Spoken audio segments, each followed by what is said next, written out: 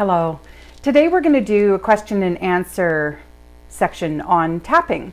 I've received lots of questions and when I'm talking to people about tapping, emotional freedom technique, I oftentimes will get questions which I then of course answer. So I thought I would answer a bunch of those questions today, and then it will be here. So you can just refer back or refer other people if they have questions. So I guess the biggest question people ask is, I don't know what to say. You actually don't have to say anything when you're tapping. You can just tap on the emotion that you're having. Because the way tapping works is it actually taps into your amygdala, and it helps calm that place in your brain that has the fight, flight, or freeze center. And when you do that, it helps calm the rest of your body as well. So you don't really need to say anything because that area runs on emotion. It doesn't run on words. The words cause the emotion, which then kicks in your amygdala, and the tapping helps calm the amygdala, leaving you with less emotional attachment to the words. It's not taking away the words, it's not taking away your emotion. You get to choose the emotions you have. The amygdala actually puts out stored emotions. It's not your regular right in the moment emotion. Most often, the emotions we have in the moment are not as dramatic as the ones that are stored. Because the in the moment emotions are because we're in the moment. So let me give you a quick example of that. I was moving my desk around. I have a stand-up desk, and I have moved this desk multiple times with everything on it, including my 23-inch all-in-one computer. And I've done this many, many times. In fact, this time I actually disconnected everything so that the cords wouldn't be in the way. Usually I don't. And the only thing I didn't do was remove my computer from the desk. And one of the legs collapsed. So you can imagine what happened. Everything, when that leg collapsed, the table tipped and everything went sliding off onto the floor. Now, including my computer. I tried to lessen the blow, and I did. I was able to lessen the blow, but not enough. So when I got everything put back together and the desk back on its feet and the computer back up on the desk and plugged in, it did not work properly. So my reaction was, well, that can't be good. And it wasn't. But I didn't get really upset. I didn't cry. I didn't have this huge rush of emotion because I recognized that there were things I could do. I was in the moment. Yes, it was not a good thing. And yes, I did have that moment of sunken heart and pit in my stomach and, oh, good Lord, what am I going to do? But no problem. There is no problem so large it cannot be solved. And I will be able to solve this problem as well. It's just going to take a little time and probably a little money. But it is what it is and I can't change it. So my reaction was way different because I was in the moment. Now, if your head is not where you are and something happens, so you are in the kitchen cooking and you hear the crash and you come running into the room and see your computer on the floor. Your reaction is going to be different. You weren't there. You're not seeing it happen. You're not in the moment. It doesn't mean your reaction can't be the same as mine was, because it's just a piece of equipment. No one was hurt. It can be replaced. I hope I can get everything off my computer, and if I can't, well, my belief is I wasn't meant to have it. So you just need to try to be in the moment and learn to react to what is and not what could be or what you wish could be. I wish my computer didn't fall on the floor. I wish I didn't have to take it in to be repaired. I wish I didn't have to struggle with this right now. And I wish I didn't have to output that money. But the fact is, if I want that thing, that is what I have to do. So I am resigned to do that. On to the next question. I don't know what to say, which was the first question. Excellent, we've answered that. I don't know what to say. You don't have to say anything. You tap on the emotion. So the next question is, I missed a point. So there are many points you can tap on, and sometimes, even me, who's studying to be a master tapper, I miss a point. I'll go from here to under the eye and then to the chin. No big deal. All the points are there and they work in harmony. You don't have to start from the beginning if you miss a point. You can just keep going. It's less about where you're tapping than you're tapping. In fact, quite often when I'm in the vehicle and I'm stuck in traffic and I can feel that I'm getting a little annoyed, I will not tap on my eyebrow. I'll actually tap on my collarbone. I will just tap on my collarbone because that's my comfort place. It brings me relief quite quickly. So I tap on my collarbone when I'm in my vehicle, and it is a great way to be in the moment again. You're just going to tap and be in the moment. Tap wherever you're going to tap. Don't worry about missing a point. It's not about being in that kind of control. It's about moving the energy. So, question was, what if I miss a point? Don't worry about it. Just keep tapping. You'll catch the point the next time, or maybe you won't. Maybe that'll be a point you just can consistently miss. But don't worry about missing a point. So, next question. It seems to make me worse when I tap. Some people are full of a lot of emotion. And when we start tapping, it can actually bring up more and more things. So it feels like it's getting worse. Just keep tapping. It is getting worse, but sometimes things need to get worse before they get better. We need to bring all of that out in order to clear it. Louise Hay said, you cannot clean what you cannot see. Now, those are not quite her words, but the sentiment is there. You need to uncover the dirt before you can clean the house. So you need to move that emotion. You need to get that emotion out. So it does feel like it's getting worse, but it's really helping to clear you. If you feel like it's getting worse, just keep tapping. If you feel like you cannot handle what's coming up, that's different.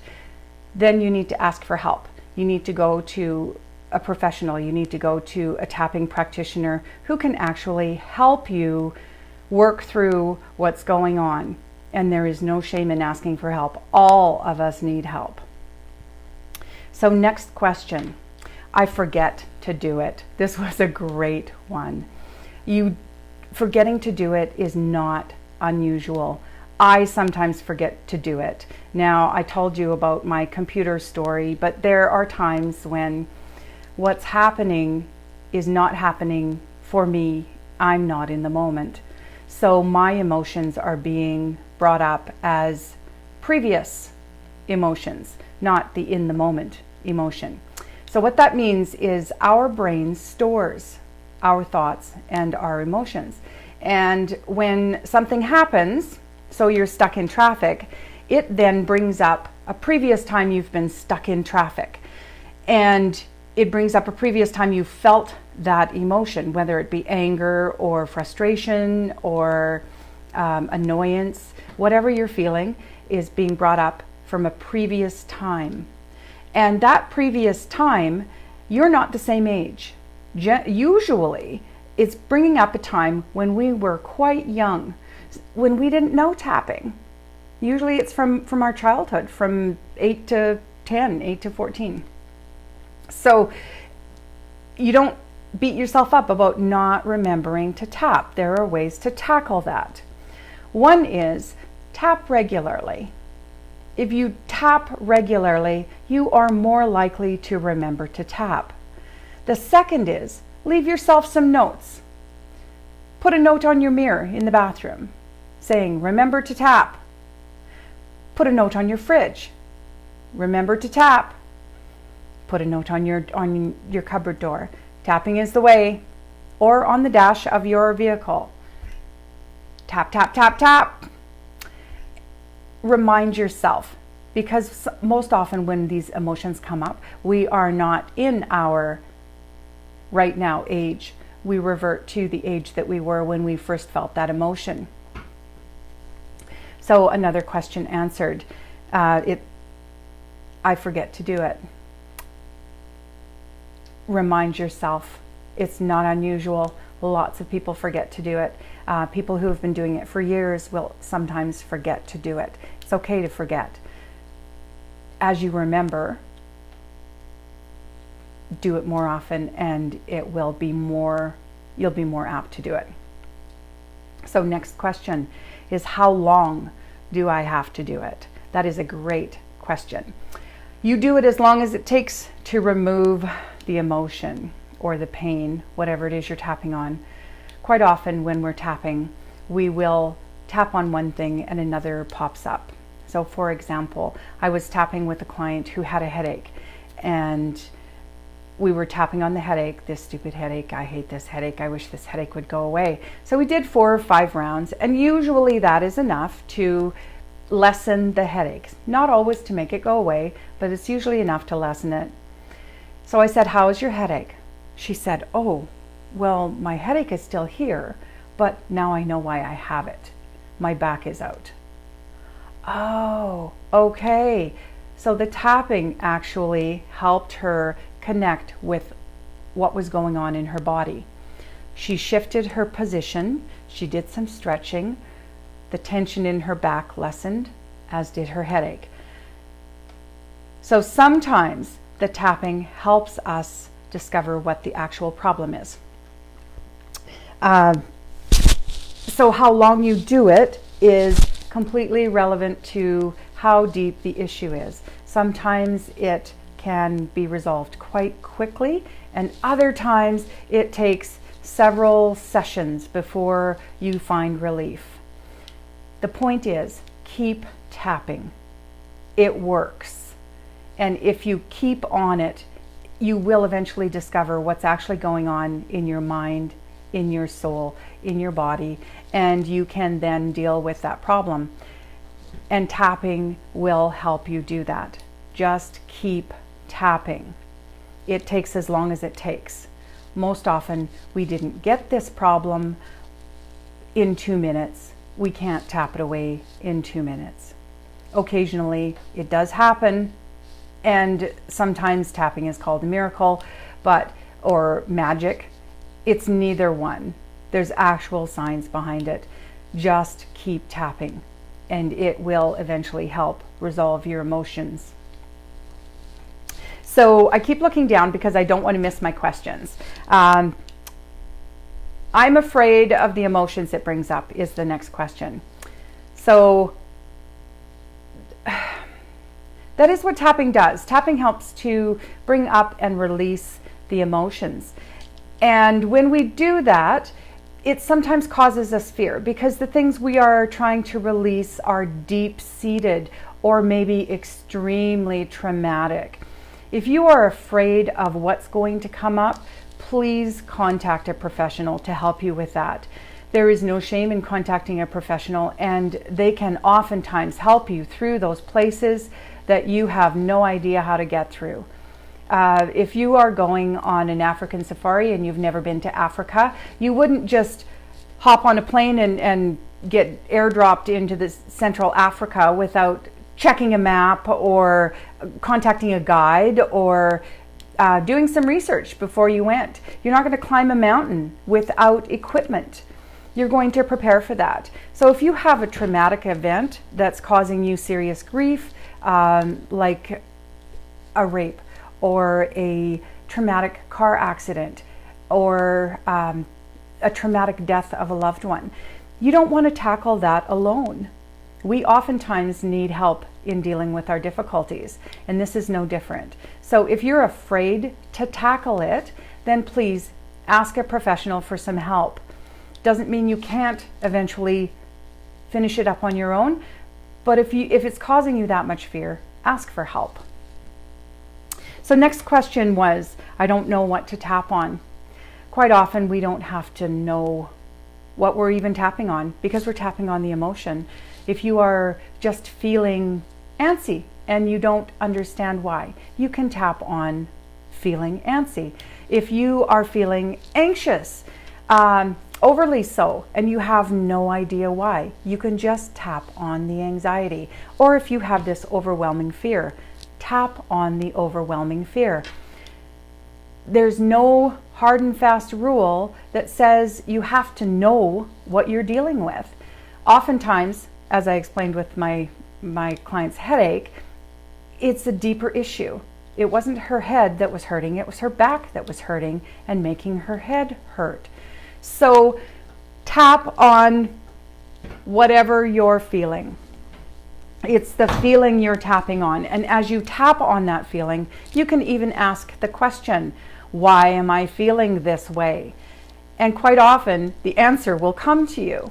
So just start tapping. Tap on the feeling, and the reason for the feeling could come to you. Sometimes it may not even be your feeling. If you're empathic in any way, if you connect with people on an energy level and you feel what they're feeling, it may not even be yours. And tapping will help you discover that. So on to the next question. I don't want to tap in front of people. Tapping can sometimes look foolish, and we oftentimes are really concerned about what other people think. Or someone will say, what are you doing? And you don't want to have to deal with that. You don't have to tap in front of other people. So I tap when I'm in my vehicle. I will tap on my collarbone point because it's nice and easy for me. I can get to it. It's not an issue. If I'm in a meeting and I'm getting anxious and I don't want people to know I'm tapping, I will tap on my wrist point, this point right here. You can put your hand under the table, tap on your wrist. No one will even know you're doing it. If you can excuse yourself, you can go to the bathroom and sit in a stall and tap. You don't have to tap in front of other people. It's not necessary at all. So don't be afraid to excuse yourself so you can go tap. You need to use the restroom. You don't have to tap in front of other people, and there are ways to do it so that you can help yourself but not be the center of attention, doing something that people may not understand or believe in or even know what it is. So as I said, when we tap, people can look at us and go, what are you doing? Are you crazy? Some people are concerned that people will think they're crazy. So I don't know exactly when penicillin was discovered, but I do know that when it was discovered, there was opposition and people thought the developers were crazy. The Wright brothers, when they were trying to get that plane off the ground, people thought they were crazy. You cannot live your life by what other people think about you. You need to do what's best for you. If you have tried tapping and tapping works for you, then please continue to do it. Don't worry about what other people think. Maybe someone will see you doing it and then realize that it might help them. You could help other people. So don't worry about what other people think about what you're doing. If it works for you, then do it. It doesn't matter what it is. That's how the world was built. Someone's going to think you're crazy. There are more than 8 billion people in this world. Not everyone is going to agree with what you're doing. And I myself had to get over that. What are people going to think? I no longer care what they think. I will be happy to explain what it is I'm doing and why I'm doing it. Once people get to understand, people only fear what they do not understand. So if you can help them understand that, what a great gift to give to someone, as well as yourself. Do what works for you. And if tapping works for you, then do it. Don't worry about what other people are going to think. If you're so uncomfortable that it stops you from doing it, then find a quiet place where no one is watching so that you can be comfortable doing it. So the next question was, what time of day do I tap? I don't want to get this wrong. You can tap any time of the day or night. If you wake up in the middle of the night and you can't get back to sleep, you can tap on that. If you get up first thing in the morning and you feel anxious, you tap in the morning. If you have a meeting at 1 o'clock in the afternoon and you're a little nervous over lunchtime, tap at lunchtime. There is no right or wrong time to tap. Tap when you need to tap. And I suggest tapping as much as you can. The more you tap, the more your body reacts to the tapping. So just like creating a habit of brushing your teeth, the more regular you brush your teeth, the more likely you are to brush your teeth. Create the habit of tapping, and you will notice a difference. Tap every day for 5 minutes. Even if you're not tapping on anything specific, you will eventually notice a difference. Just like if you change something in your diet, stop drinking pop soda, you will notice a difference when you do it consistently. Or when you start taking vitamin C, you will notice that you don't get sick quite as often. There is a residual effect for everything that we do. Tapping is no different. Tap every day and you will have a benefit. It's a habit. It's a great thing to do. So the last question I have today is, what are the side effects? And before I go into what are the side effects, I would like to say, if you have any questions, please post them and I will do another Q&A. Please ask questions. Questions are how we learn. Questions are the cornerstone of our country, our life, how we moved ahead. What if I made this plane get off the ground? How would that change things? That question now enables us to fly all over the world. The internet, someone said, what if I could do this? And now we have contact with people all over the world. Questions are the cornerstone of growth. So please, if you have any questions, post them and I will be sure to answer them. So the last question was, what are the side effects? There are actually no known side effects. And I say that knowing that we've only been tapping for about 30 years. So sometimes side effects will pop up way down the road. Now, I don't anticipate that there are any side effects, because if there were, we would have been seeing some. Now, some people think that bringing up more emotion than they recognized they had is a side effect. Or when I said that tapping makes things worse, that's a side effect. While it is a side effect, it's not something that tapping is causing, it's something that was already there. And a side effect by definition is, if you take this or if you do this, this could happen. So the side effects for tapping are being calmer, having more joy, being more in control, being less likely to fly off the handle, The side effect is having a tool that you can use on multiple things that can help enrich your life. As far as I know, and I've done a little research on this because the question was asked, and I too had that question, what are the side effects? It's not like taking a pill. It's not like taking a chemical pill that your body is not used to. We rub our forehead when we have a headache. That's self-soothing. That's a form of tapping. We pat a baby's back when we're holding them. That's a form of tapping. We rub someone's back when they're feeling badly.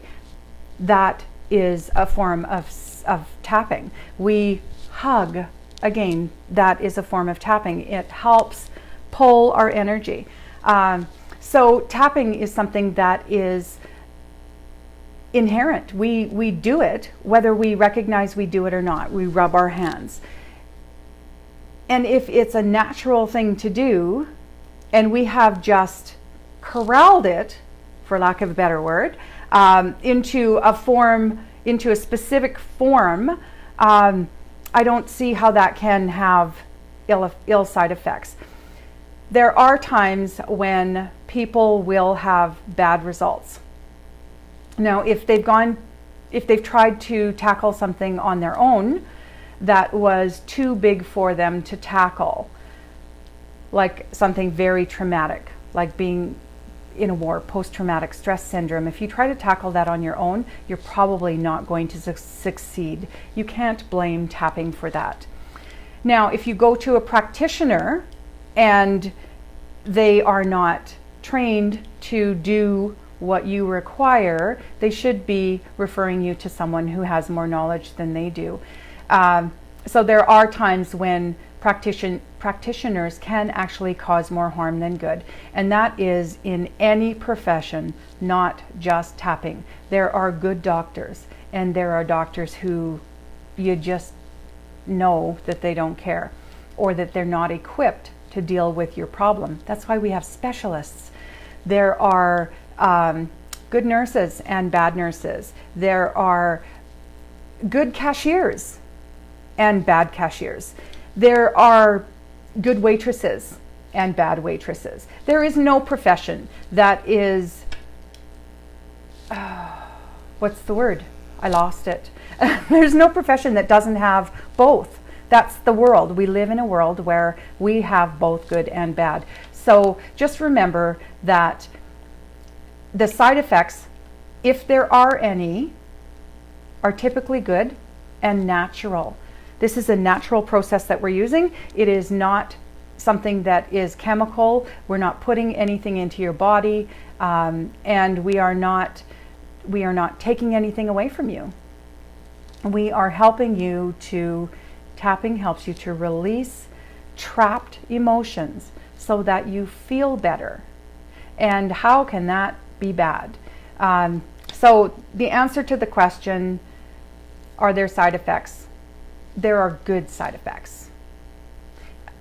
I've not run across any. If there are any bad side effects, please let me know. Like I said, most things that people call side effects, bad side effects, are not bad side effects. They're from lack of information, or you didn't do it long enough, or you didn't have the right practitioner. And having the right practitioner is always in your best interest. You need to pay attention to who is helping you. You need to make sure that the person who you have asked to help you actually helps you. So I hope this helped answer a lot of your questions. And as I said, if you have any more questions, please contact me or drop it into the comment section and I will answer those questions for you. Tapping is something that can be used by anyone and should be, young and old. I say the younger you are when you learn it, the younger you are when you learn any tool that can help keep you calm, the better your life will be. So even kids, in fact children, are more likely to take to tapping. because they're not afraid of all the things that adults are afraid of. They're not afraid of looking stupid. They're not afraid of the possible outcome, because children are learning. That's what they do. They learn. And as we grow, we tend to stop learning, or we tend to be afraid of learning. And we don't want to squelch that in children. So if you have a child who's interested in tapping, or who maybe has anxiety issues or anger issues, tapping can help. So don't be afraid to explore new things, especially when they're natural, because there's less side effects with natural things than there are with chemical things. So that's it for today. I hope you enjoyed this, and I hope you will join me next week, and I hope you all have a great day. Thank you so much for joining me. I hope to see you again soon. Have a wonderful day.